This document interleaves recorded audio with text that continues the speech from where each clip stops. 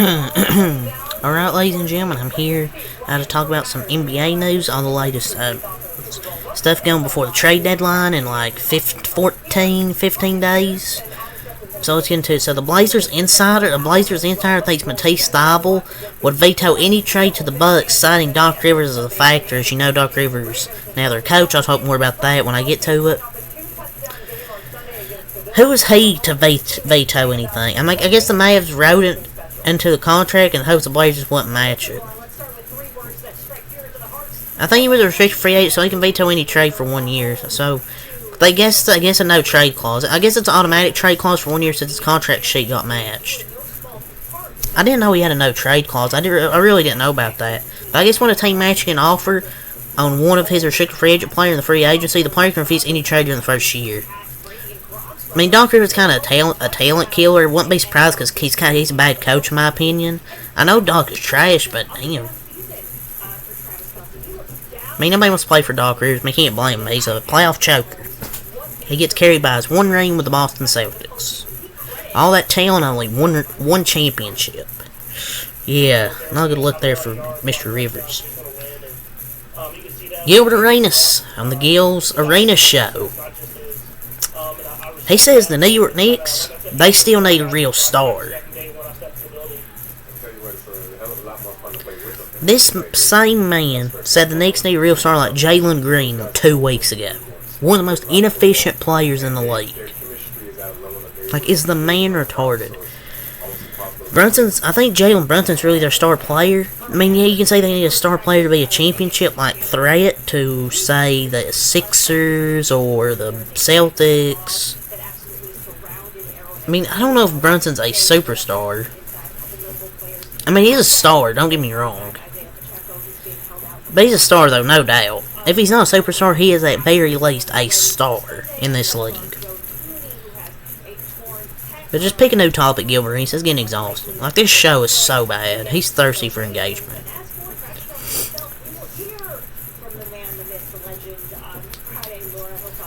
But Jalen Brunson, Julius Randle, Anunoby, they got a really good team. I mean, it's not guaranteed if you get a real star that the team chemistry got in. You never know.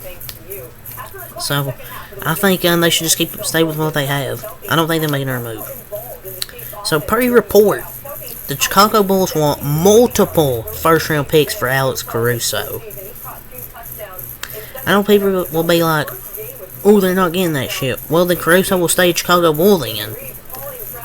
And people will be like, oh, you're not losing sleep. I mean, Caruso shoots 42% from 3 on 4 attempts per game. He's a good ball handler, playmaker, finisher at the rim.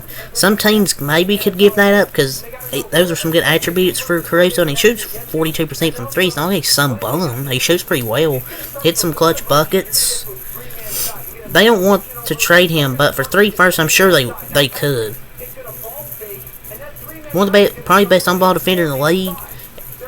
I think they can. I think they can maybe get 2-3 first-round picks. Like all defensive first team, most likely. A very elite role player who shoots well. But I just don't know if anybody will trade 3 first-round picks. But I mean, I think somebody could. That's desperate for that elite defender.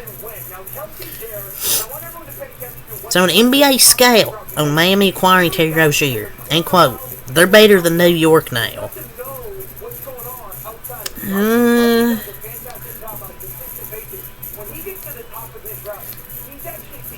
I mean, it's like 4th, 5th in the East, because your top 3 you have Boston, Philadelphia, Milwaukee.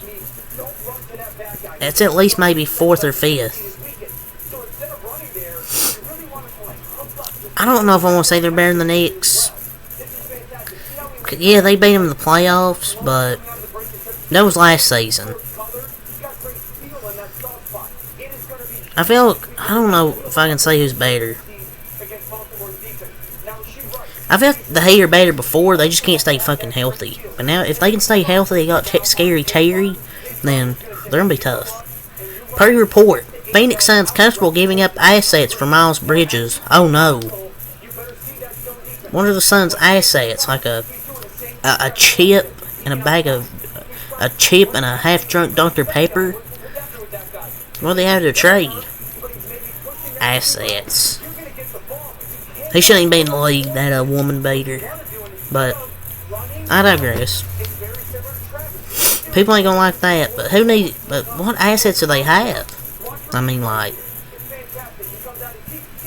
they don't have any assets to trade. Like, what are you gonna trade for Miles Bridges? So ESPN is considering a two-person booth featuring lead analyst Doris Burke and play-by-play announcer Mike Breen, per at M. McCarthy Rev. Oh, Mike Breen's gonna have to carry the hell out of that broadcast. Bang! Bang! But now Doc Rivers is now not gonna be on there. Bro, he didn't even last a fucking All-Star break. Oh boy, we get to listen to Doris Burke yap even more. And people, a hate train. No. She's just not a good commentator. She gives no insight or breakdown that any average fan wouldn't know.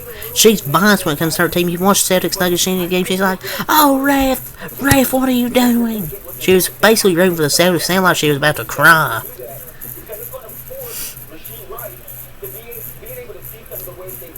I mean, it's not even hate, she just doesn't give any insight.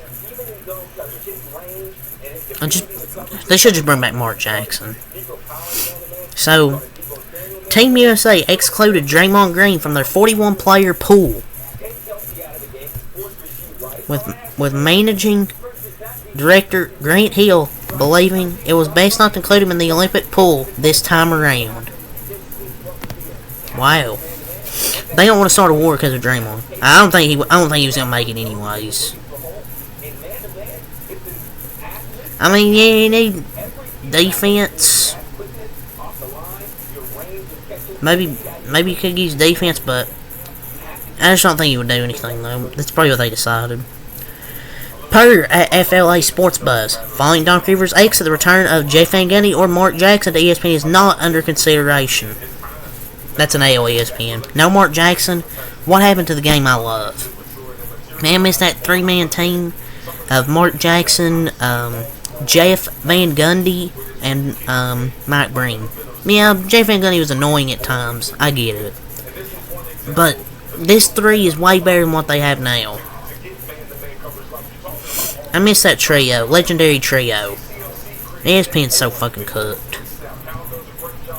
Like, they're cooked, ladies and gentlemen. They are cooked.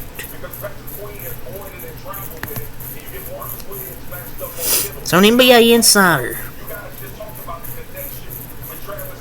expects Miami Heat to put in calls for Dorian Finney-Smith and Royce O'Neal. Miami are strengthening in all positions, and they kind of had to want some shooting, maybe some size with Royce O'Neal and Dorian Finney-Smith. That could help them. The rebounding they provide alone would be helpful. Also, you're not paying Caleb Martin this offseason, so you might as well trade him now. So I think it would definitely help to get at least something in return for Caleb Martin. So, DeJounte Murray to the Lakers has real legs, per at Sam Amick. Feels like the Lakers have separated themselves from the DeJounte pack, end quote. D'Lo to DeJounte is an upgrade. But it isn't going to change the fact that their head coach is Darvin Ham. And when LeBron has to take a timeout himself so he can rest, you know the coach doesn't know his players. Ham is still going to give Prince more minutes. He can't freaking manage a rotation.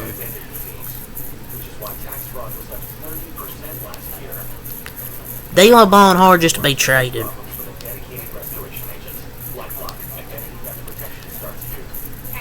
So this, I guess, has real legs to it.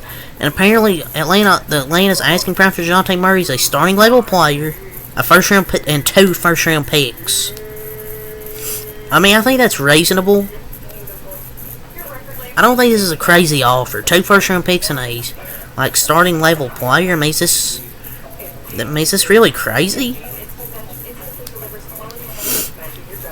I mean, this is an awful ask. However, it's not great. It's a bit of an overpay. But he's a good player and hustle on both ends, but the asking price is a bit steep. It could just drop to one first-round pick if nobody offers. Now, the Milwaukee Bucks are reportedly seeking to trade a package that includes Pat Connaughton and Cameron Payne, in an effort to upgrade their roster per J.K. Fisher. Yeah, I wouldn't be interested in either two of those players. Oh, it might get them. Wow, it might get them Killian Hayes. It's probably not enough for 22-year-old Killian Hayes. They could use some perimeter defense, I guess. Nobody wants campaign. There'd be on like 5 teams. It's not gonna upgrade those two because nobody want those players. Come on. They can trade both players for like a bag of peanuts or a sack of rice. Maybe. Nail face for the Bucks. Per your report, the Dallas Mavericks, they're interested in Bruce Brown. Man, it feels like every team's interested in Bruce Brown. I see why, because he's a good role player. Like, they know ball. He's a good contributor.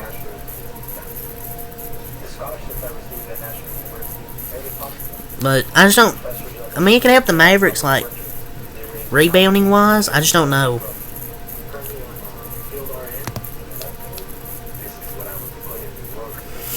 Gordon Hayward is reportedly at the very top of the list of players likely to be traded next from the Charlotte Hornets, per at Rod Boone. His contract will be difficult to move. Well, there might be some teams put together a solid career and still can add a spark off the bench for a contending team. I'm not gonna say he's not good anymore. He's just averaging 15, 5, and 5 good efficiency. I mean, he's just like, he's good when he plays. He can be a good 6-man that can average like 15 points a game. 7 NBA teams are not allowed to sign Kyle Lowry if he becomes a free agent. He's washed. I promise y'all don't want him. Nobody wants him. Maybe if you want to clear cap space. But here's the teams aren't interested. Save you to click on the article. Golden State Warriors, LA Clippers, Boston Celtics, Phoenix Suns, Milwaukee Bucks, Miami Heat, and Denver Nuggets. Saved you a click. He should just go to the Pistons. It's where he deserves to go. Jalen Williams hit a game winner last night, and he ranks number 1 in the NBA in clutch field goal percentage this season with 72%. Man, he's a really nice player for that team. Just so clutch. DeAndre Ayton last night, after he said what I read yesterday in a quote in the NBA news, I'm a max player. Well, he had 5 points, 7 rebounds, and shot 28.6% from the field. Max player for the Shanghai Sharks, maybe. I got nothing to prove in this league. I'm a max player. I'll continue to be a max player. And he goes out there, puts up 5 points and 7 rebounds, shoots 28%. Yeah, what a retard. And D'Angelo Russell over his last 5 games, 27.2 points per game, 6.4 assists per game, 55.9% from the field, 100% from the free throw line, and 53.7% from 3. Man, he needs to... I guess he needs to be in training rooms to actually play good. But the odds of Lakers keeping D'Angelo Russell have increased due to recent play, per your report, but... maybe he could stay there, but honestly, I see him getting traded.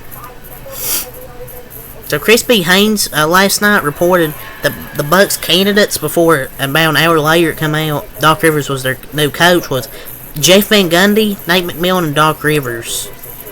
You might as well have Mike Breen as a candidate. But ultimately it came out an hour later, about an hour or 2, 3 later, Doc Rivers lands in Milwaukee per at NBA and TNT and at CNN. And why the hell is CNN reporting Doc Rivers news?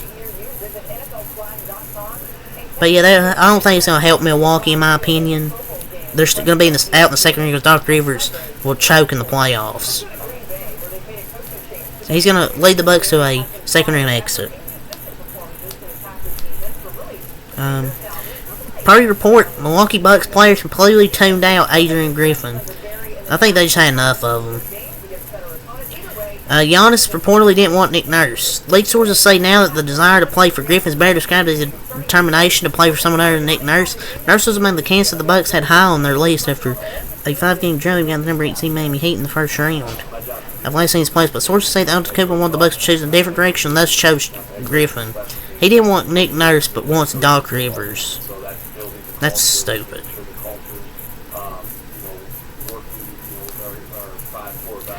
But yeah, Damian Lillard gets had a hard time adjusting to the scheme. Ime Udoka, last thing we'll talk about, is ordered to pay $32,500 a month in child support, which is crazy. That's all I'm saying. Till next week. Peace.